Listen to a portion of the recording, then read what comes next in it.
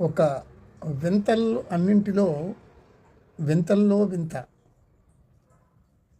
మీకు చెప్పాలనుకుంటున్నాను. బాహ్యమైన వింతలన్నింటినీ లేదా అద్భుతాలన్నింటినీ మించిన అద్భుతమైన ప్రాణం రూపొందడం గూర్చి చెప్పాలనుకుంటున్నాను. శరీరము, ప్రాణము, మనస్సు ప్లస్ ప్రాణము, ఆత్మ, వీటి విభాగమే మనిషి.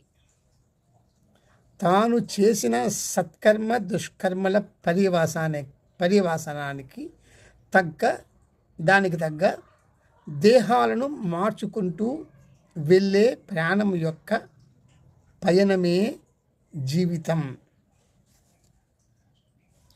ప్రాణం పాత దేహాన్ని విడిచిపెట్టడం మరణం, నూతన దేహాన్ని స్వీకరించటం జననం.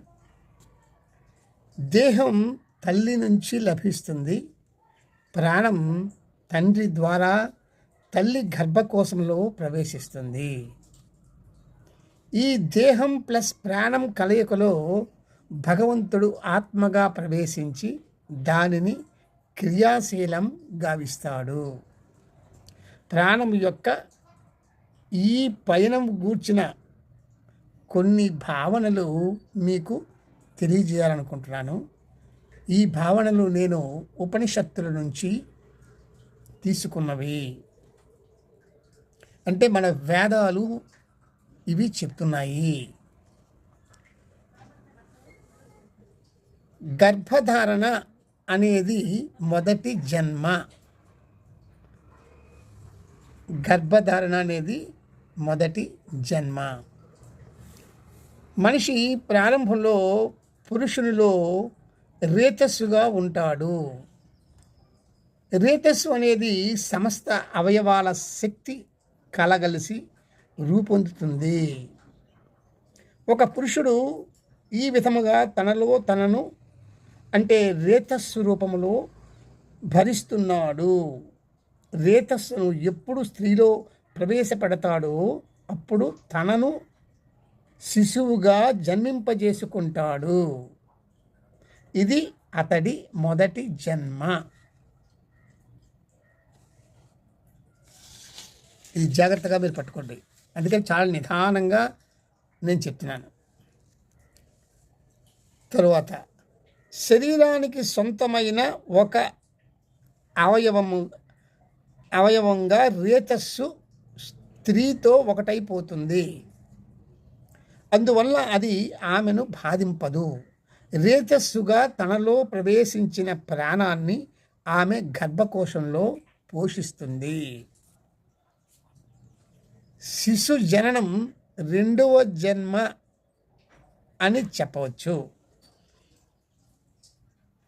గర్భాన్ని సంరక్షించే స్త్రీ సంరక్షించబడవలేను కదా. శిశువు జన్మించడానికి మునుపు దానిని గర్భస్థ పిండాన్ని స్త్రీ సంరక్షిస్తుంది.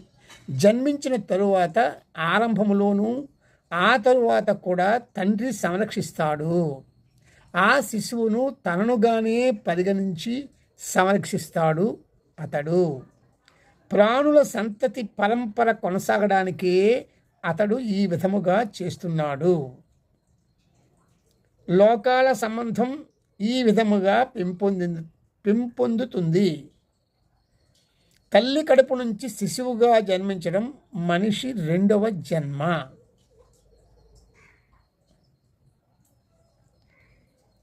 మనిషి రెండవ జన్మ. మరొక విషయం,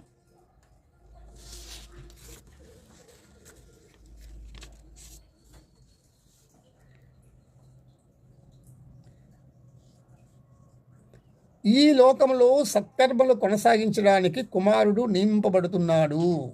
చేయవలసినవి చేసి తండ్రి వృద్ధుడవుతాడు. ఈ దేహము నుండి నిష్క్రమించి మళ్ళీ జన్మిస్తున్నాడు. ఇది అతడి మూడవ జన్మ.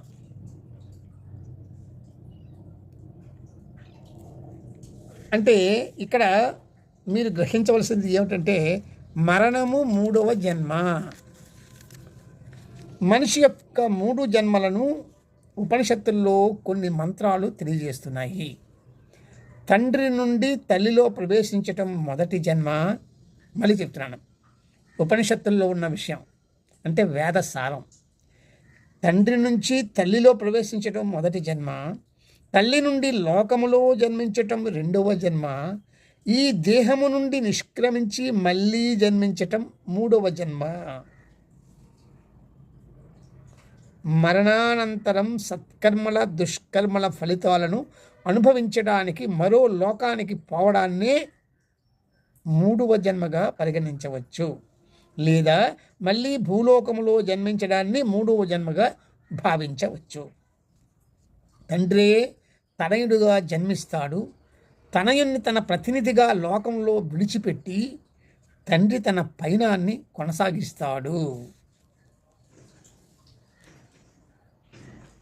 దానిని గూర్చి ఋషిచే చెప్పబడినది ఏమిటనగా, గర్భంలో ఉన్నప్పుడే నేను దేవతల జన్మలన్నింటినీ తెలుసుకున్నాను. 100 ఇనుప కోటలు నన్ను రక్షించినవి.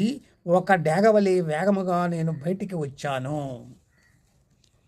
గర్భకోశంలో ఉన్నప్పుడే, దీని వివరణ చెప్తున్నాను, గర్భకోశంలో ఉన్నప్పుడే వామదేవుడు ఈ విధముగా తెలియజేశాడు. తల్లి గర్భములో ఉన్నప్పుడే అనుభూతి పొందిన వ్యక్తి వామదేవుడు.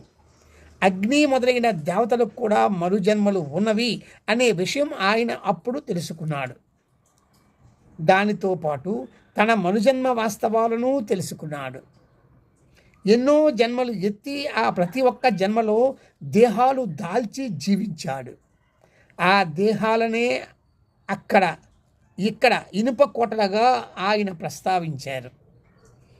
దేహం ఒక్కొక్కటి ఒక ఇనుప కోటగా ప్రాణాన్ని బంధించినట్లు ఉంచుకున్నది. వలను చింపి బయటపడే డేగల తాను ఈ కోటలను దాటి ఈ జన్మను పొంది అనుభూతి పొందినట్లుగా ఆయన చెబుతున్నారు. మనలో ప్రతి ఒక్కరము మాతృగర్భంలో ఉన్నప్పుడు ఈ అనుభవాన్ని పొందుతున్నాము. కానీ జన్మించగానే మరిచిపోతున్నాము. 9వ నెలలో అన్ని అవయవాలు పూర్తిగా రూపొందుతాయి. గత జన్మ జ్ఞాపకం వస్తుంది. పాపపుణ్యాలు ఎరుక కలుగుతుంది. కానీ జన్మించగానే భగవంతుని మాయాశక్తిచే వాటిని మరిచిపోతున్నారు అని ఒక ఉపనిషత్తు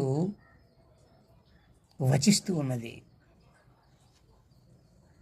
వామదేవుడు ఈ సత్యాలను తెలుసుకొని శరీరము నశించగానే బయటకు వచ్చి స్వర్గానికి వెళ్ళాడు. అక్కడ సమస్త కోరికలు నెరవేరి అమరత్వ స్థితిని పొందాడు. ఇది వింతల్లో వింత. ఇది చాలా ప్రధానమైన విషయమని నేను ఎంపిక చేసుకుని మీకు చెప్పాను. అంటే బాహ్యమైన వింతలన్నింటినీ లేదా అద్భుతాలన్నింటినీ మించిన అద్భుతమైన ప్రాణం రూపొందడం గూర్చి చెప్పడం జరిగింది.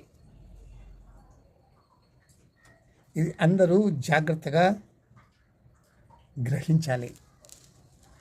ఈ వీడియోని అందరూ చూసి కొన్ని కొత్త విషయాలను మీరు తెలుసుకోండి. ఇవి ఎవరి సొంతంగా చెప్పిన మాటలు కావు.